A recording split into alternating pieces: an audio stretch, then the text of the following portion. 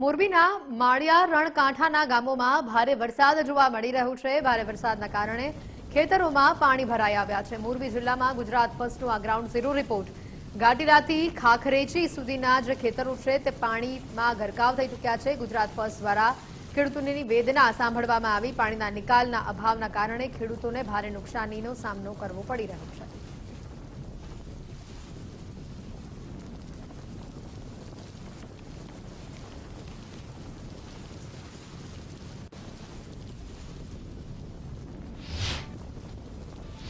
ખેતરમાં પાણી ભરાઈ ગયા છે, ક્યાંય પાણી નીકળે એવી શક્યતા નથી। બધા ખેડૂત એમ કહે કે આ પાણીનો નિકાલ કોણ કરશે।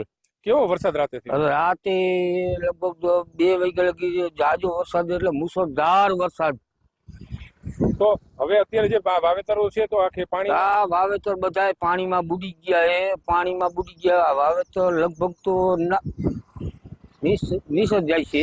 માળિયાના રણકાંઠાના ગામડાઓમાં ગત રાત્રે ખૂબ ભારે વરસાદ થયો હોવાની વાત ગ્રામજનો કરી રહ્યા છે। અને જ્યારે ગુજરાત ફર્સ્ટની ટીમ ગ્રાઉન્ડ ઝીરો ઉપર પહોંચી તો આ જે દ્રશ્યો દેખાઈ રહ્યા છે, આ વેજલપર અને ખાખરેચી ગામની વચ્ચેના જે ખેતરો છે ત્યાંના દ્રશ્યો છે કે જે ખેતરો અત્યારે હાલ પાણીથી ભરાયેલા જોવા મળી રહ્યા છે। કારણ કે જે રીતે રાત્રે ખૂબ વરસાદ પડ્યો છે અને પાણીનો નિકાલ જે છે એ ખૂબ ધીમે થઈ રહ્યો છે, અને તેના લીધે અત્યારે ખેડૂતના જે ખેતરો છે એ અત્યારે તળાવમાં ફેરવાઈ ગયા છે।